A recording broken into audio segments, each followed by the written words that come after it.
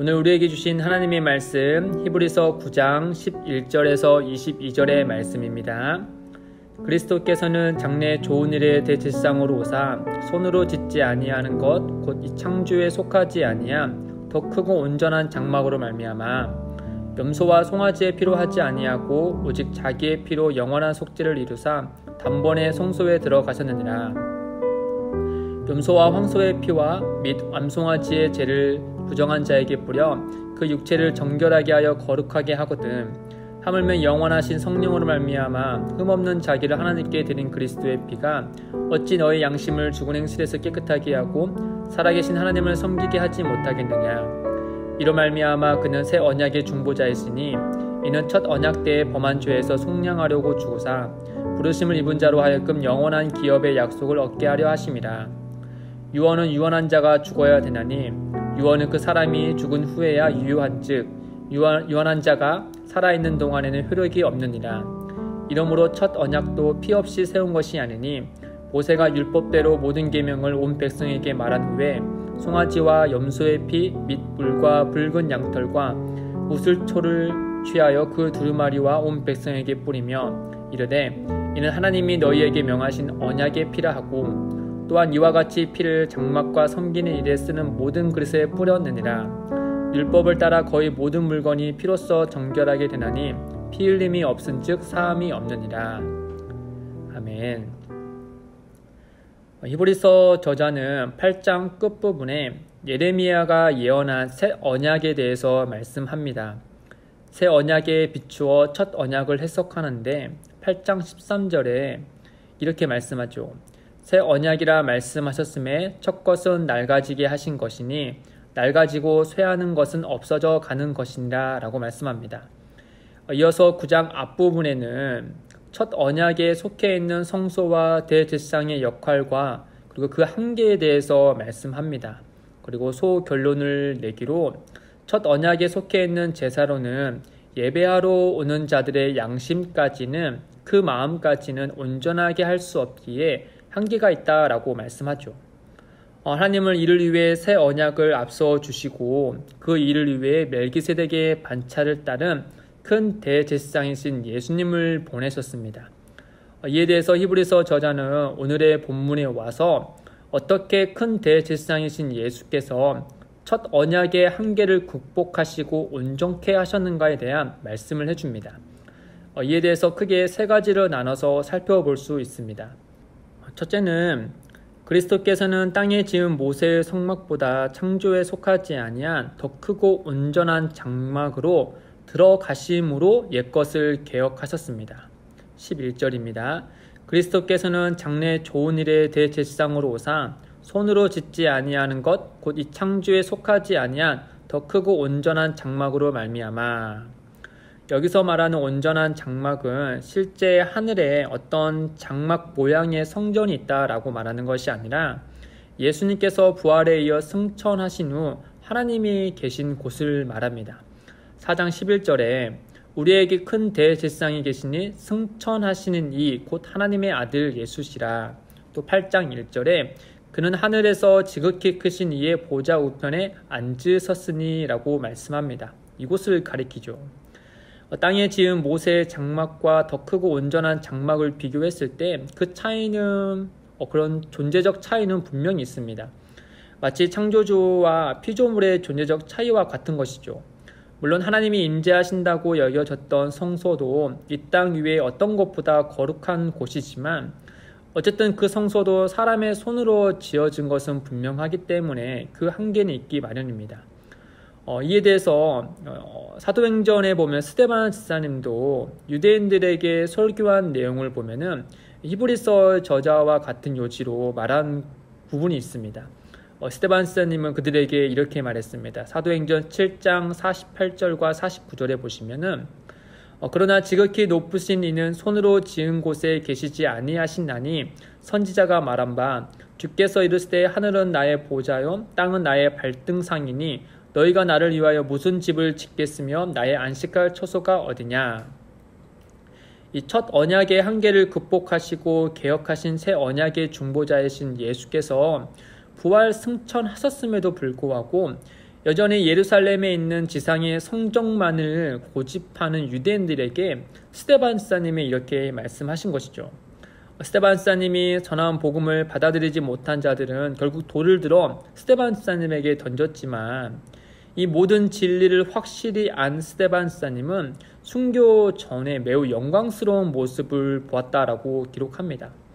마치 광야의 성막을 처음 만들 때 그 위에 하나님의 영광이 가득했던 것처럼 부활 승천하신 예수님께서 하나님 우편에 계시는데 그 영광이 가득한 장면을 순교 직전에 스데반사님이 본 것이죠. 사도행전 7장 55절입니다. 스데반이 성령 충만하여 하늘을 우러러 주목하여 하나님의 영광과 및 예수께서 하나님 우편에 서신 것을 보고, 이처럼 아론의 계통인 대제사장들은 하나님의 인재의 상징적인 지성소, 그것도 하늘의 온전한 것과 비교했을 때 한계가 있는 곳에 단 1년에 한 번 정도만 들어갈 수 있었으나 이와 달리 큰 대제사장이신 그리스도 예수께서는 손으로 짓지 아니한 곧 이 창조에 속하지 아니한 더 크고 온전한 장막으로 들어가셨습니다.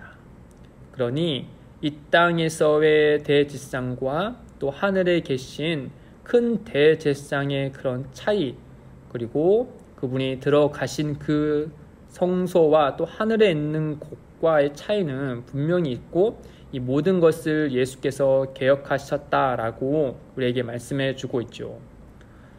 다음으로 그리스도께서 첫 언약을 어떻게 개혁하셨는지에 대한 두 번째로 확인할 수 있는 점은 그리스도께서는 제물의 피가 아닌 자신의 피를 통해 성소에 들어가셨다라는 점입니다.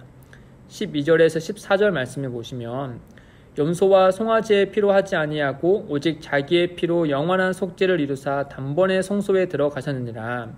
염소와 황소의 피와 및 암송아지의 죄를 부정한 자에게 뿌려 그 육체를 정결하게 하여 거룩하게 하거든 하물며 영원하신 성령으로 말미암아 흠없는 자기를 하나님께 드린 그리스도의 피가 어찌 너의 양심을 죽은 행실에서 깨끗하게 하고 살아계신 하나님을 섬기게 하지 못하겠느냐. 기존 대제사장은 대속죄일에 송아지와 염소의 피를 가지고 지성소에 들어갔습니다. 가장 깊숙한 곳에 말이죠. 송아지의 피는 자신의 죄를 위한 제물이었고 염소의 피는 백성의 죄를 위한 것이었습니다. 여기에 두 가지 큰 차이가 있는데 하나는 제물의 차이입니다. 다시 말해 제물의 피의 종류에 관한 것이죠. 기존 대제사장들은 하나님께서 정하신 흠이 없는 제물의 피를 가지고 속죄한 후 성소에 들어갈 수 있었습니다. 그러나 새 언약의 중보자이신 예수께서는 놀랍게도 다른 제물의 피가 아니라 자기의 피를 통해 성소에 들어가셨습니다. 이 성소는 하늘에 속한 것이죠. 즉 십자가에 흘리신 예수님의 피로 말입니다. 이는 단순히 가축의 피와 또 사람의 피를 비교하여 말씀하는 것이 절대 아닙니다. 피조물에 불과한 가축의 피와 하나님의 아들이시며 죄가 없으신 예수님의 피를 비교하여 말씀하는 것이죠. 또 하나는 횟수에 관한 차이입니다. 기존 대제사장들은 1년에 한 번 대속죄일에 지성소에 들어갈 수 있었는데 이는 매 해마다 해야 할 일이었습니다. 반면에 큰 대제사장이신 예수님은 단 한 번에 이 모든 일을 온전케 하셨습니다. 즉 인류의 죄의 문제, 하나님과의 어긋난 관계, 파괴된 첫 언약의 문제를 단번에 완전케 하셨습니다. 그런 차이가 있는 것이죠. 그리고 이것을 개혁하신 예수님을 볼 수 있습니다. 마지막으로 그리스도께서 첫 언약을 어떻게 개혁하셨는가 하면 그리스도께서 자신의 피로 성소에 들어가 완전한 속죄를 이루셨다라는 점입니다. 13절에 보시면 기존 대제사장의 속죄는 육체를 정결하게 할 뿐이었다라고 말씀합니다. 즉 앞서 9장 9절에 나오는 것처럼 이 땅의 제사는 예배자의 양심을 온전하게 할 수 없었습니다. 반면에 그리스도 예수께서 이루신 속죄는 그 사람의 양심, 곧 마음까지도 깨끗하게 하셨습니다. 그리고 그 마음으로 하나님을 섬길 수 있도록 은혜를 더하여 주셨죠. 14절입니다. 하물며 영원하신 성령으로 말미암아 흠없는 자기를 하나님께 드린 그리스도의 피가 어찌 너의 양심을 죽은 행실에서 깨끗하게 하고 살아계신 하나님을 섬기게 하지 못하겠느냐. 아멘. 이렇게 세 가지를 들어 새 언약의 중보자이신 그리스도께서 이루신 일을 말한 후에 저자는 끝으로 성도에게 이와 같이 말씀합니다. 15절에 보시면 이로 말미암아 그는 새 언약의 중보자이시니 이는 첫 언약 때 범한 죄에서 속량하려고 주고사 부르심을 입은 자로 하여금 영원한 기업의 약속을 얻게 하려 하심이라. 즉 그리스도께서 새 언약의 중보자로 이 땅에 오셔서 자기의 피를 통해 성소에 들어가신 목적이 무엇인가 하면 부르심을 입은 자로 하여금 영원한 기업의 약속을 얻게 하려 하십니다 라고 말씀하는 거죠. 즉 첫 언약 때 행한 모든 제의적인 것들은 그 한계로 인해 끊임없이 제물의 피를 흘리며 예배해야 했고 그마저도 예배자의 양심까지는 깨끗하게 하지 못했습니다. 이로 인해 어떤 예배자라도 하나님께서 약속하신 영원한 기업을 얻지 못하는 상태가 되고 맙니다. 그러나 새 언약의 중보자이신 예수께서 이 모든 한계를 개혁함으로 옛것을 온전케 하실 뿐 아니라 예배하는 이들까지도 온전케 하셨습니다. 그리하여 그 한계와 절망의 몸에 매일 수밖에 없는 이들에게 자기의 피로 속죄함으로 영원한 기업의 약속을 얻게 하셨죠. 이 땅의 제사에 피 없이는 죄사함이 없듯이 하늘의 기업을 얻는 것도 피 없이는 주어지지 못합니다. 오직 예수의 피로만 우리는 속죄함을 받고 하늘의 영원한 기업의 약속을 받을 수 있는 겁니다. 이에 대해 저자는 부연 설명으로 끝에 유언에 대해서 말씀해 주죠. 즉 유언자가 죽어야만 그의 상속물을 받을 수 있듯이 하늘의 것을 주시기 위하여 하나님의 아들께서 우리를 위해 십자가에서 피 흘려 죽으셨습니다. 그리고 다시 부활하셔서 하늘의 온전한 장막에 가셨으며 그분은 다시 마지막 때에 이 땅에 오셔서 그의 속죄함을 받은 우리를 영원한 장막으로 인도하실 겁니다. 사랑하는 성도 여러분, 우리가 받은 영원한 생명은 하나님께서 거저 주신 것이죠. 그러나 하나님 아버지 편에서는 자기의 하나뿐인 아들을 십자가란 제단에 보내셔야 하는 일이었습니다. 하나님의 아들이신 예수님은 우리의 죄를 속죄하기 위해 자기의 생명을 십자가 위에 던지셨죠. 그리스도의 속죄함을 받은 우리들 모두를 가리켜 성경은 이에 대해서 우리를 다시 말하기를 하나님이 자기 피로 사신 교회다라고 말씀합니다. 사도행전 20장 28절에 여러분은 자기를 위하여 또는 온 양떼를 위하여 삼가라. 성령이 그들 가운데 여러분을 감독자로 삼고 하나님이 자기 피로 사신 교회를 보살피게 하셨느니라. 우리는 하나님께서 그의 아들 예수의 피로 사신 교회입니다. 그런 의미에서 성령님께서 우리에게 이 그리스도의 피값으로 산 이 교회를 아름답게 보살피도록 우리를 인도하시죠. 어떻게 하는 것이 교회를 아름답게 보살피는 것인가? 에베소서 5장 2절에 이렇게 적혀 있습니다. 그리스도께서 너희를 사랑하신 것 같이 너희도 사랑 가운데서 행하라. 그는 우리를 위하여 자신을 버리사 향기로운 제물과 희생 제물로 하나님께 드리셨느니라. 예수께서 자신을 버리사 향기로운 제물과 희생 제물로 하나님께 드려졌기 때문에 우리는 그 은혜로 인하여 하나님의 피값으로 산 교회이기 때문에 우리는 교회를 보살필 때 서로 사랑함으로 해야 된다라고 말씀하는 겁니다. 사랑하는 성도 여러분, 그리스도께서 우리를 위하여 십자가 지신 이 놀라운 은혜에 진심으로 바르게 반응하는 것은 서로 사랑하는 것입니다. 하나님을 사랑하고 서로 사랑하고 이웃을 사랑하는 것이야말로 하나님께서 우리에게 바라시는 섬기는 자의 모습이고 이를 위하여서 하나님의 아들이신 예수께서 이 땅에 내려오신 것입니다. 하나님은 이러한 섬기는 자들을 위하여 십자가의 은혜에 놀라운 은혜를 베풀어 주신 것이죠. 히브리서 말씀의 끝에 가시며 저자는 긴 신학적인 설교를 마친 후에 13장 1절에 이렇게 처음으로 권면하죠. 형제 사랑하기를 계속하고.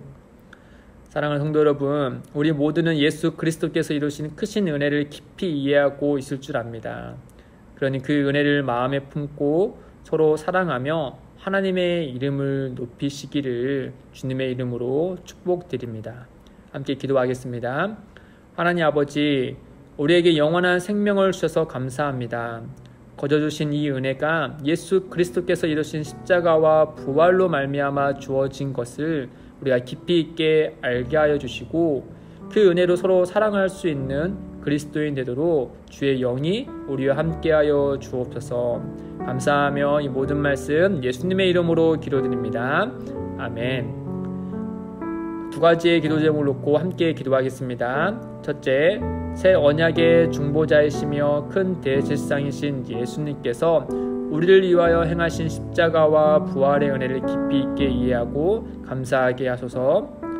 둘째, 주신 은혜에 바르게 반응하여 하나님을 사랑하고 서로 사랑하고 이웃을 사랑하는 성도, 또 기쁨이 되는 교회가 되도록 주여 은혜를 베풀어 주십시오 라고 같이 기도하며 나아가겠습니다.